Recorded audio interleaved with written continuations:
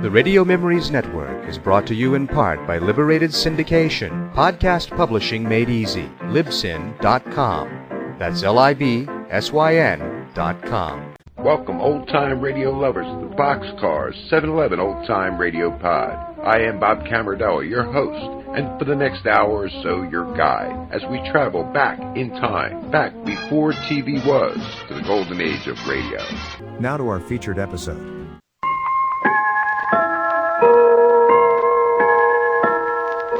Gruen, G-R-U-E-N, the Precision Watch, dedicates to the radio audience of America Warner Brothers Academy Theater. Transcribed from Hollywood.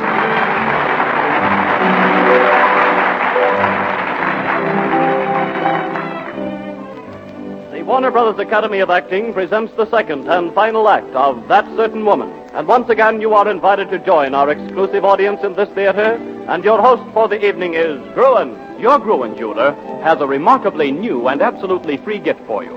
A gift which is not only highly valuable in itself, but which also qualifies you to compete for one of 5 valuable prizes. 5 $50 Gruen watches. But first, the free gift. It's a new volume written by Dale Carnegie. A volume entitled How to Get Ahead in the World Today. And believe me, Dale Carnegie is the one man who can tell you how to get ahead these days. His popular radio talks are broadcast over the country on Tuesday evenings. He's the famous author of the record-smashing bestseller, How to Win Friends and Influence People. And Gruen offers for 1 week only 5 $50 Gruen watches, $250 worth. Here's all you do. Read Dale Carnegie's How to Get Ahead in the World Today, which you get free from your Gruen jeweler. Then, write one sentence telling what Dale Carnegie's message in this volume means to you. It's easy, nothing to it, and there is absolutely nothing to buy. We'll give you complete details later in the program.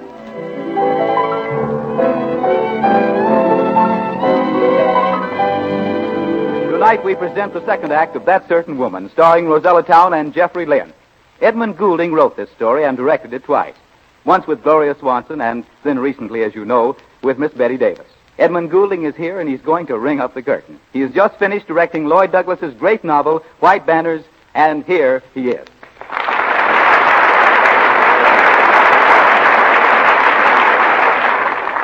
It was very good last week, and I'm very grateful to the stars, Miss Town and Mr. Lynn. Well, that from an author and director who has possibly started more beginners than anyone in the business, and who also wrote the music, Love Your Magic Spell Is Everywhere, that was played in the original version of this picture. Yes, that was in the first sir. You know, until Miss Betty Davis did this thing, I couldn't imagine any other actress but Gloria Swanson tackling the part of Mary Donnell. Well, why not? But it's got to have a certain kind of simple sincerity that's very rare, and this Miss Town is certainly it. Mr. Lynn, I was talking to him just now. He's great. I see. Well, then you believe in the Warner Brothers Academy of Acting. If it can produce people that can do this sort of thing, of course I do. And there's another thing, boy, she is very, very pretty. You mean Miss Town? Yes, very pretty. Yes, she is. Should we ring up the curtain? Yeah, we'd better ring up the curtain. Yes, let's ring up the curtain. All right.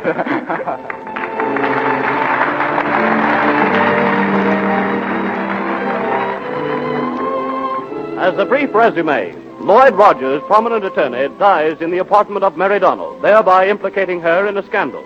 With the newspapers in full cry, Mary decides to leave New York for a place of safety where the scandal cannot touch her 4-year-old son, Jackie. So that you will readily pick up the thread of the story, the last few moments of last week's final scene are repeated. Mary is hurriedly packing. Believe me, Mary, it'll be a relief to get out of this place. Those reporters are enough to drive a person crazy, yelling and screaming at the door from morning till night. Well, I don't mind for myself so much, but it's Jackie. Lloyd died here. I knew there'd be a scandal, but I didn't think they'd go as far as they have, insinuating that Jackie is Lloyd Rogers' child. So, Amy, it isn't fair. You know this is going to follow him all of his life. Come on, hurry packing. Let's get out of here. As fast as I can, Mary. Something I could do to save Jackie from all this, I'd do it. Anything. Oh, it'll blow over. It'll happen again. They won't forget. Ever. I don't want to see anybody. Don't let them in. If it's another one of those gentlemen of the press, I'll sock 'em, so help me, I'll sock 'em. Let's see. What did I forget? My plaid coat, traveling suit. Oh, yes, my brown bag. Amy, have you seen my... Amy, what is it? You remember the guy you've been wanting to see walk through that door? Well, he just did. Hello, Mary. Why, Jack, I didn't know you were in town. I just got in. The boat docked this morning. How are you, Amy? I'm all right, Mr. Merrick. I hope you and Mrs. Merrick had a nice trip to Europe. Amy, would you go in the other room? See if the baby's things are all packed. Well, but don't be wasting any time, Mary. Don't forget, we have a little trip to make, too. Same old Amy. I hope I'm not intruding, Mary. No, I'm sorry everything's messed up. We've been having a little excitement. Perhaps you heard. The house was full of reporters. They just left. Too bad about Lloyd. Yes. Mary, I hurried back from Europe as soon as I read about it in the paper. How's your wife? Not the same. But the reason I came, I thought maybe I could help you. I'm afraid you're a little late for that, Jack. About 4 years too late. Well, now that things aren't going so well for you, I thought maybe I could make up for it. For running out on you, I mean. I've never changed in the least the way I feel about you, Mary. I never will. It's not very comforting at this particular date. Which reminds me, have you seen your father since you came back? No. I'm sure all this scandal in the paper will make him very happy. He always said I was a bad woman. He must be delighted at the stories they've been printing about me. Forget about Dad. I'm standing on my own feet now. Did the present Mrs. Merrick bring about this remarkable change? Well, Mary, I know it's a little late for an explanation, but when I ran out on you and Dad had the marriage annulled, well, I went to Europe because I thought I could forget about you. But over there in Paris, I was going crazy. Then Flip came over. That's Florence. Well, she came over, and I'd known her family a long time. We were married. I know. I read those headlines, too. Socialite marries Jack Merrick, Jr. Well, I knew it was a mistake. I knew I could never love anyone but you. But then that night we were driving in the car, and we had that terrible accident. I was sorry to hear about that. But Flip is really a grand person. It's been lots tougher on her than it has on me. Look, Jack, I have to finish packing. Mary. Yes? You don't have to tell me if you don't want to. It's really none of my business. Go on. It's about the boy. It said in the newspapers that I had a son. And you, like everyone else, draws the conclusion that my son belonged to Lloyd Rogers. Well, So that's why you came here. You wanted to see for yourself. I just thought that I'd like to see him. Why? Just because he's your boy. Oh, I know if anything like that happened, you must have been in love with Lloyd. I don't blame you. Would you like to see my son? Sure. How old is he, Mary? How old would he be? What? Well, Mary, I don't... Amy, will you bring Jackie in here? Jackie? His name's Jackie? I thought it was a good name. We were married, weren't we? I named him after you. But you didn't write, or you didn't... Come in, dear. Yes, Mommy. Oh, look at him. Isn't he swell? Jackie, this is your father.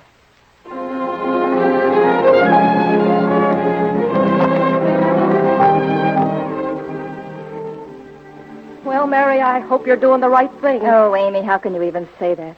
Oh, it's wonderful. Jack's back again, and he's loved me all this time. He said so. Amy, you should have seen them together. Of course, I knew that Jackie looked like his father, but I never realized how much until I saw them together. What kept him away so long? Oh, don't you see? He didn't know. Now I'm glad I never told him. Oh, he was so surprised. And he picked up Jackie and he said, "I'm your pop, young fella. Say hello to your pop." Uh-huh. So he's going to tell Flip, that's his wife, about the boy. And Jack says she's a grand person and he knows she'll understand, so they'll get a divorce and then... What about Merrick Sr.? Will he understand? Doesn't make any difference. Oh, I know what you're thinking, Amy, but Jack's on his own now. That's very interesting. What? Oh. It's you. How did you get in here? Don't you know enough to ring the bell? Well, the door was open and I walked in. I didn't see any reason to knock.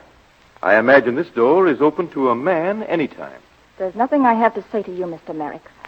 Except will you please leave? Quickly. You've caused enough unhappiness.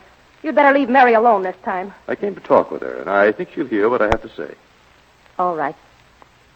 Let's get it over with. Do you mind, Amy? Well, if you ask me, you're a fool to have anything to do with him. Call me if you want me, Mary. You can't get away with it. Is that what you came to tell me? Oh, I realize that you're a clever woman, but I stopped you once before, and I'll do it again. Didn't Jack tell you? Mm-hmm. He did. But if you think you're going to bring about a divorce between Jack and his wife, you're greatly mistaken. But he doesn't love her. He loves me. He's infatuated with you, yes. But he absolutely went against my wishes when he came to see you again. Mr. Merrick, you separated us 4 years ago. But you must know that we've gone on loving each other just the same. He's always been my husband, even though he's married to another woman, even though I haven't seen him in all these years, until today. Do you expect me to believe that you feel that way about my son when you have a child of another man? Oh, you cheat. You evil, thinking cheat. Cheat? You call me that? When you would have had my son believe that another man's child belongs to him. Mr. Merrick, what is really in my heart at this moment is to kill you. I could do it. I've never wanted to kill a person before. But what's in my mind is to hurt you even more. I'm going to show you that boy. Well? Amy, will you send Jackie in here a moment? Yes, Mary, he's all dressed. Go on, Jackie. Even you, Mr. Merrick, can't be too blinded with evil to see the truth. Hello, Mommy. Did someone come to see us? Yes, dear. I want you to meet this man. Hello, what's your name? His name is Mr. Merrick. How do you do? I'm very glad to know you. Well, Mr. Merrick? Yes, I wouldn't have believed it. But it's true. Jack. It's just as though Jack were a child again and walked into this room. So you see, it isn't only that Jack and I still love each other, but we have a right to share him. Well, I'll admit this is not what I expected. It changes everything. I'll see what can be done. Yes, that's it. I'll see what can be done.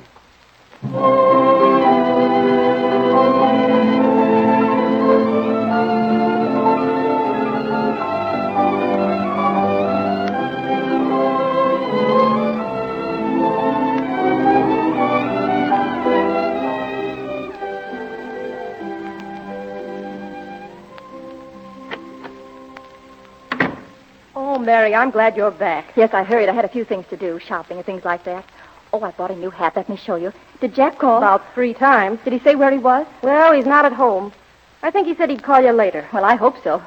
Oh, Amy, I do want to show you this hat. Mary, there was a man here. Yes? A rather tall man. He came twice. Do we know him? I never saw him before. Said he wanted to see you. What about? I don't know. He wouldn't tell me. He wasn't a reporter. Well, you never can tell.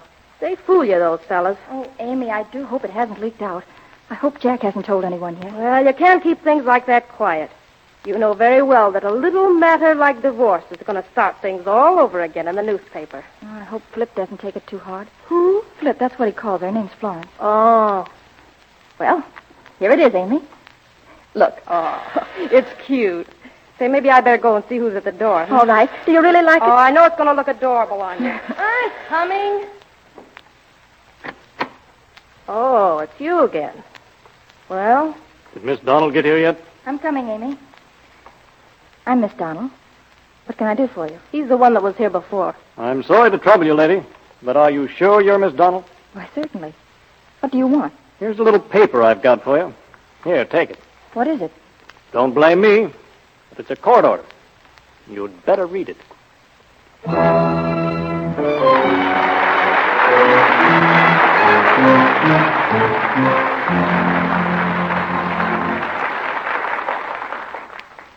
The curtain falls while we change the setting for the next scene in the life of that certain woman. The curtain rises as we continue the story of that certain woman.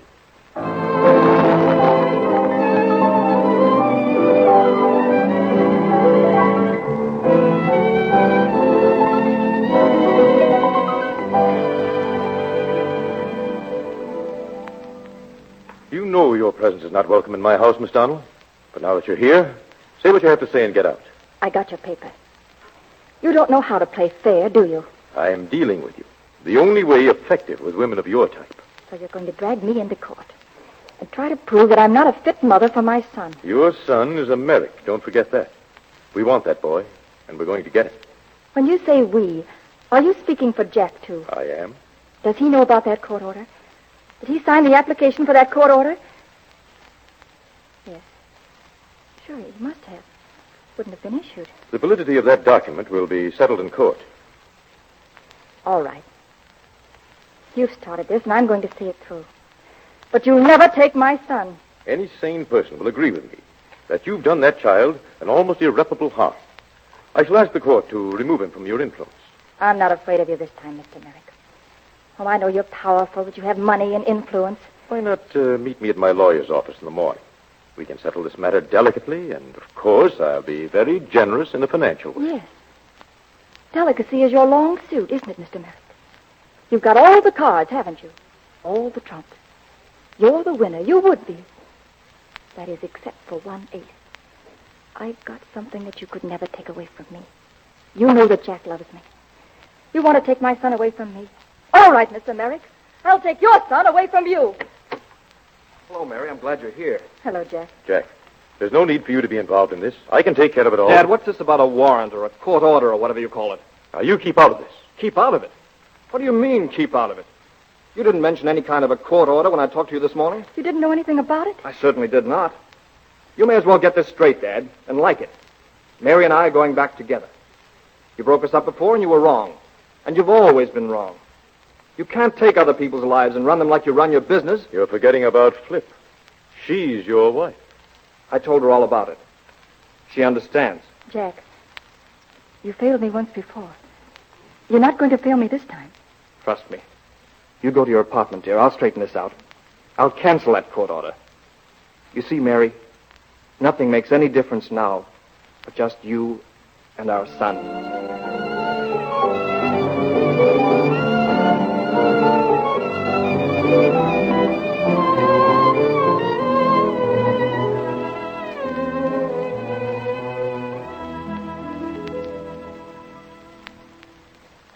Well, I saw Mr. Merrick. Jack was there, too, and I know everything's going to be all right, Amy. Mary? Yes? There's someone to see you. She's in there. I don't want to see anyone. You'd better see her. All right, Amy.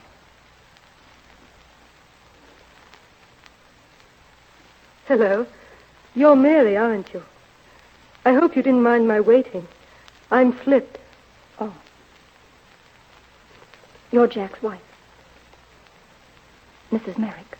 If I'm not mistaken, we're two Mrs. Merricks, meeting in the cold light of the day. May we talk for a minute? Please. Why not? Alone? Oh, Amy. Yes, I know.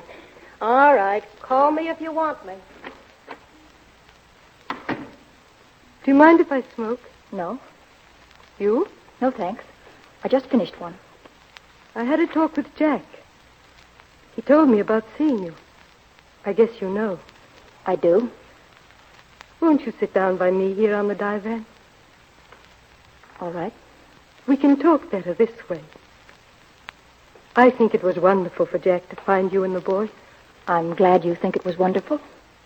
It just about knocked him off his feet. He told me about Jackie over and over again. He said Jackie looked just like him. Does he? Yes, he does look like Jack. I know you're wondering why I came. Well, it's to tell you that I'm glad of the way things have turned out. I know Jack belongs to you. He always has. But you... Do you mean you're really glad? Oh, yes. I've loved Jack Merrick since I was a child. I was so happy when I married him in Paris. But I didn't know a thing about you and Jack until after we were married.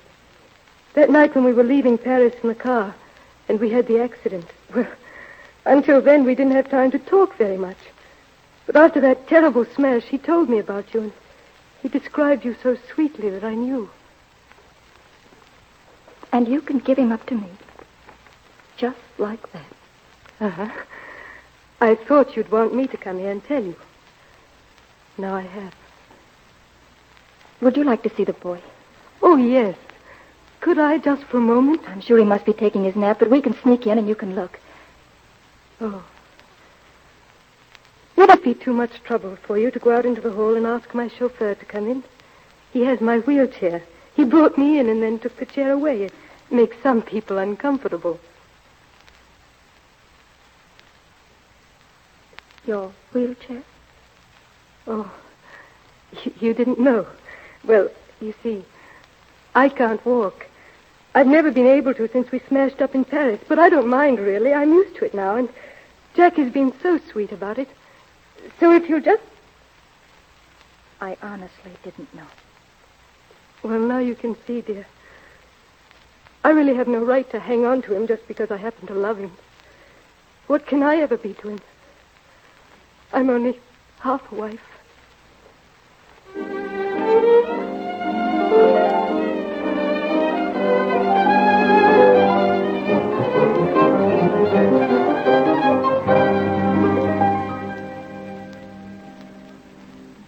So that's the way it is, Amy. It's the only way it can be. Oh, Mary, you're not going to let them get you again. But you don't understand. This is right. This is the right way. Oh, she's brave, Amy, and she's good, and she's sweet. So are you. But you saw her in that wheelchair, sitting beside the bed looking at Jackie. Why, she'd make a wonderful mother for him. Mary, what are you saying? So I'm going to do it. I don't understand you at all. You fought for all you're worth for that boy, and now you're going to give him up. It isn't human. Yes, it is. That's just what it is. Amy, wherever I go, no matter what I do, I'll be talked about. Everything I do turns out wrong. They'll never let me alone. And Jack? Well, he should have his son because he's a fine man with a fine name. Flip, she could never have a child herself. So don't you see? Oh, Mary. So dress him, and I'll write a note, and you take him to his father, and hurry, Amy, will you, before I change my mind? But what's it going to do to him? To Jackie? He'll miss you. He'll forget. Children do. But what about when nighttime comes and he starts wanting you? He always does. That's your job. You're going to take him and stay with him. I'll put it in the note. That's my only condition. And, Amy, if the time ever comes when things don't go right, you let me know. Well, what about you? I'll be all right. I'm going to travel. I'll go away someplace. It'll be good for me. I haven't been anyplace for a long time. Oh, Mary. Now, go get him ready. Go quickly, please, Amy. Please do this for me. I'll write the note. It's not right, I tell you. It's not right. Paper. Oh, yes, there was a pen here someplace. Here it is. Take him, Jack. Because he's really yours. And I know you'll see to it that he grows up to be a fine man. His future is my sacred obligation. And I know that I have no right to withhold him from the place in the world that rightfully belongs to him. I'm sending Amy along, too.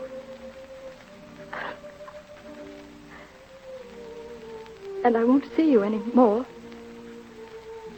because I'm going on a trip.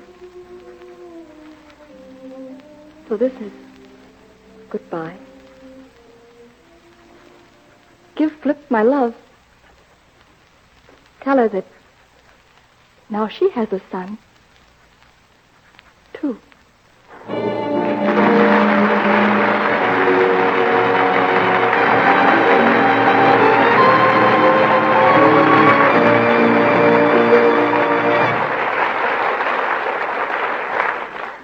And so the curtain falls on the final act of That Certain Woman.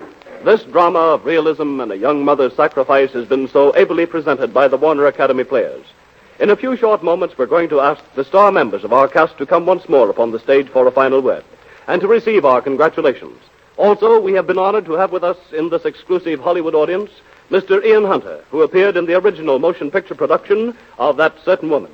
Mr. Hunter will appear on the stage presently. While we're waiting, we would like to remind you that graduation day is almost here, and your Gruen jeweler will show you his complete line of beautiful, ultra-modern Gruen wristwatches, perfect graduation gifts. And he will give you absolutely free and without obligation a copy of Dale Carnegie's newest work, a volume entitled How to Get Ahead in the World Today. your graduate will reap untold benefits from this helpful advice from the world-renowned author of How to Win Friends and Influence People. And when you're selecting the gift for your graduate, remember this. The Gruen Covex wristwatch is known as the first true wristwatch because the movement, as well as the case, is curved. In just a moment, we will tell you how easy it is to win a prize $50 Gruen watch. But our guest star of the evening, Mr. Ian Hunter, is now on the stage.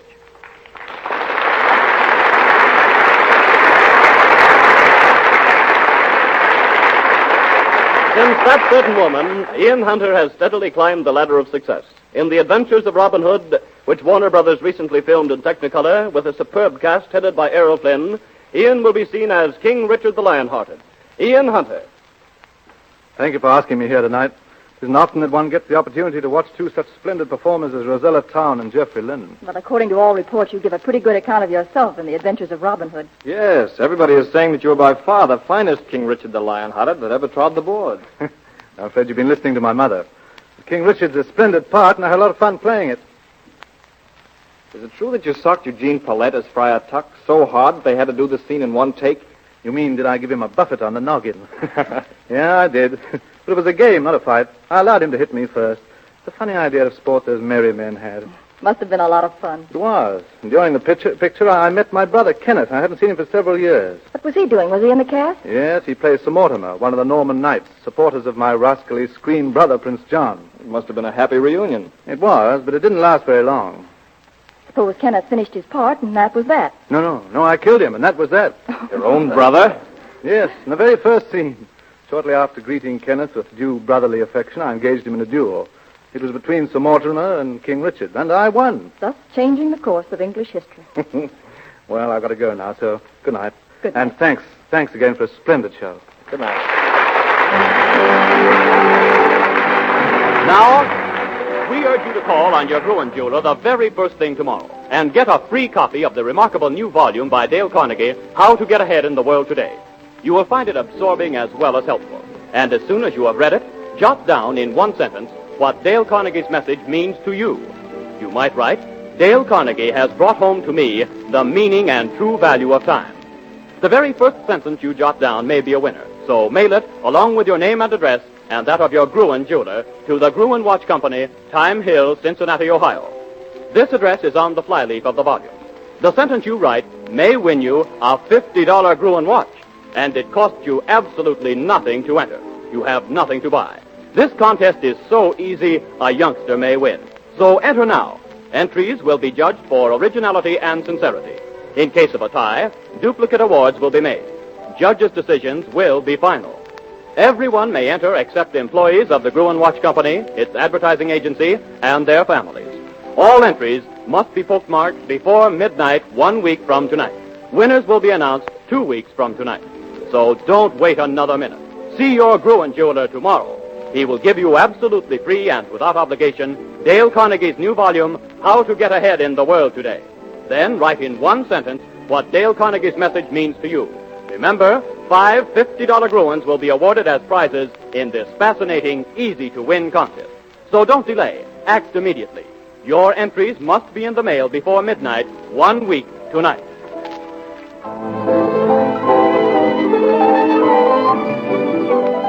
Next week, the Warner Academy presents a rollicking comedy, Don't Bet on Blondes, with the Academy players and another famous guest star as special guest of the evening. See The Adventures of Robin Hood, the glittering spectacle of the days of gallant knights and lovely ladies.